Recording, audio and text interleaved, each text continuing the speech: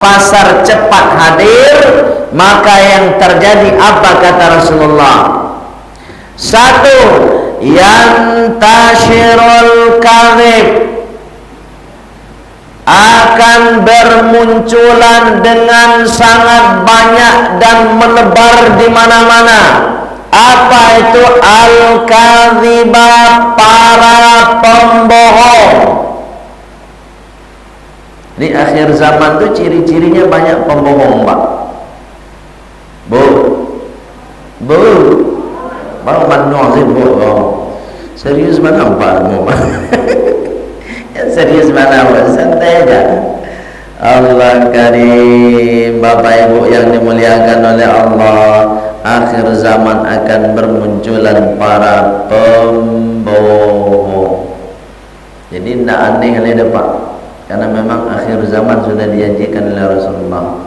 Jadi kalau kita temukan para pembohong, ya kan, baik pembohong melalui media sosial, ya kan, ini teknologi ini berkembang. Ibu pernah nggak dapat telepon, assalamualaikum Ibu, atas nama ini Ibu tercatat terpilih sebagai, ya kan, pemenang. Pernah Bu dapat Bu? Pernah. Ibu terima itu enggak? Enggak. Iya kan? Ada WA-nya, macam-macam Bu. Karena memang itu taqarrubul aswaq tadi. Pasar cepat itu akan memudahkan para pembohong. Jadi kalau terjadi kini kuawak mencari banyak para pembohong, berarti menunjukkan bahwa akhir zaman itu sudah dekat. Hampir. Kalau boleh kita nunggu jengkal, ya sejengkal lagi. Bapak Ibu yang dimuliakan oleh Allah Subhanahu wa ta'ala, kalau sudah terjadi muncul banyak orang pembohong, apa kata Rasulullah? Innal kadhiba, sesungguhnya kebohongan-kebohongan, yahdi, akan mengantarkan ilan nar, kepada neraka, perbuatan-perbuatan yang menghasilkan dosa. Kalau dunia ini sudah dipenuhi oleh dosa, maka dunia tidak akan ada kekuatan untuk bertahan. Itu makanya selagi kita masih berbuat baik, supaya kita terhindar dari fitnah kebohongan, maka kita harus tetap istiqomah berbuat baik. Yang kedua, apa yang akan bermunculan?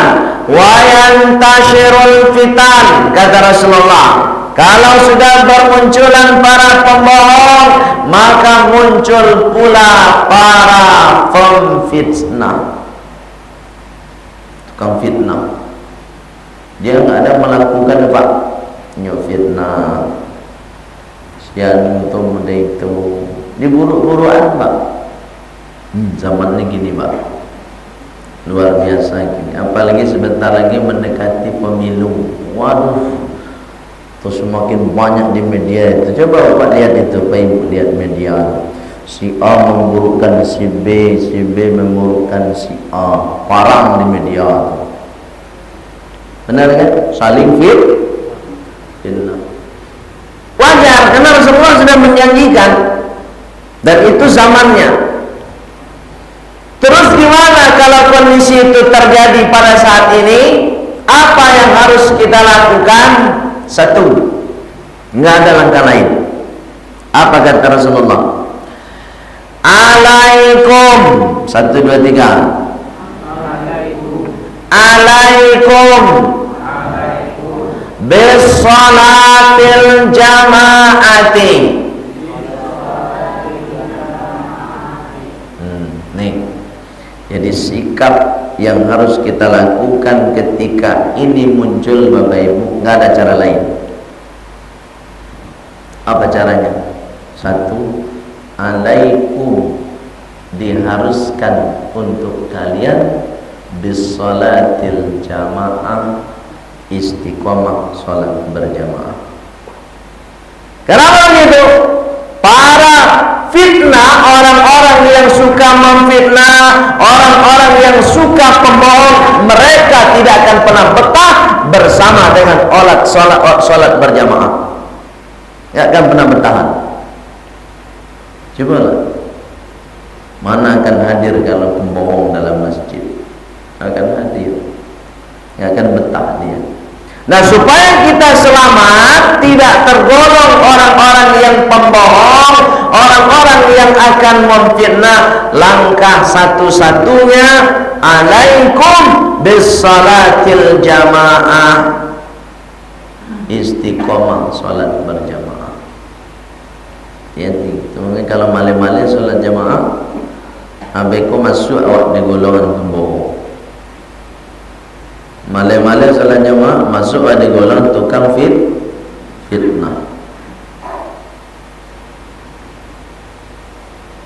Bapak Ibu yang dimuliakan oleh Allah Subhanahu wa taala. Jadi istiqomah Bapak Ibu.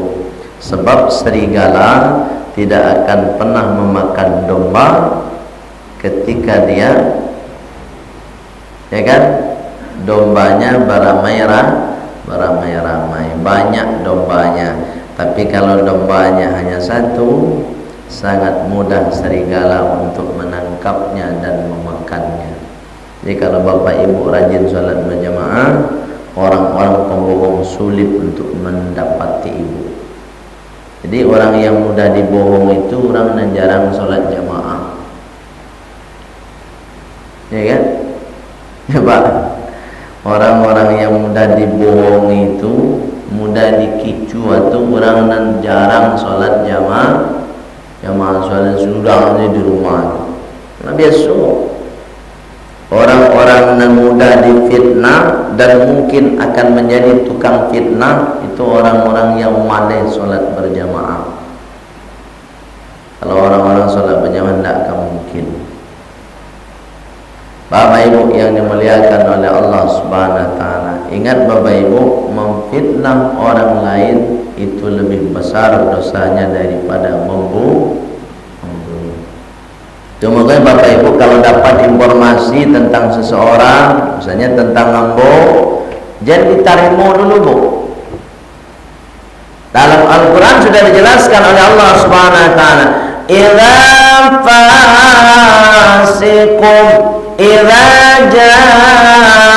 ja'akum fasikum binaba'in fatabayyanu. Jika datang kepada kalian orang yang fasik, kemudian membawa berita, membawa informasi, fatabayyanu, maka tabayyunlah. Nah, ini kadang-kadang umat Islam kecolongan di sini. Dapat informasi langsung ditelan, langsung dimana? Sehingga kita ini mudah dibohongi.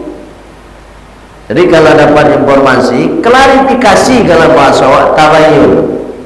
Misalnya ada orang menceritakan awak memfitnah awak kan? Nah, Bu ada nomor HP buat telepon. Assalamualaikum Buya. Iyo Buya modeko kecek kawan Bu. Tuh tabayyun. Itu dalam Islam. Dan siapa yang mau tabayyun itu orang-orang yang rajin sholat berjamaah. Kalau orang yang nggak rajin sholat berjamaah, nggak mau sholat apalagi itu nggak akan ada tabayyun. Jadi Bapak Ibu harus tabayyun. Kalau ada informasi, ada berita, tabayyun dulu. Iya mana atau tidak? Klarifikasi.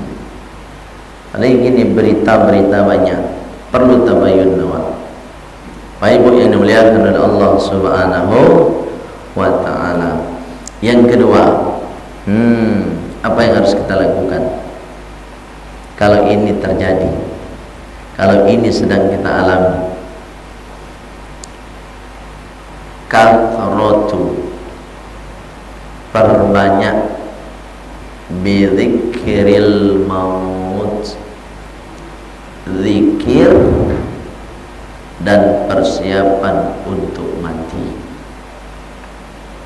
Di situasi gini, Ibu, banyak fitnah, banyak kebohongan, banyak zikir, banyak zikir. Astaghfirullahaladzim, astaghfirullahaladzim. Banyak terus zikir. Basahi lisan kita itu dengan zikir. Jangan menggunjing kulli dawak basah menggunjing orang. Ya, dengan zikir. Jadi banyak dijaga wuduknya, jaga kesucian ibu-ibu sadonya, bau dua, batal bau dua, jaga kesucian itu. Kalau orang sudah menjaga kesucian Bapak Ibu, rajin bau dua, insya Allah tidak kabar untung. Coba, ya kan? Karena jangan bau dua. Kalau dia sudah menjaga wudu dengan baik, insya Allah dia tidak akan memfitnah orang. Karena dia lah bau dua. Kenapa terjadi kebohongan? Karena tidak bau dua. Orang berbuat maksiat, orang berbuat dosa, laki-laki dan perempuan. Kenapa? Karena tidak bau dua. Coba bau dua.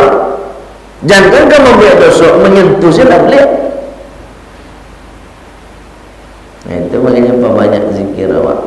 Ibu ini muliakan oleh Allah Subhanahu wa taala. Dan banyak pula ingat mati. Ini kecolongan awak banyak. Kadang-kadang lupa mah seolah-olah kayak lamu jauh baru. Kana-kana mati deh bu. Ya bu. Banyak-banyak mengana mati. Baku harus dikanal mati gomya. Gunanya banyak bu.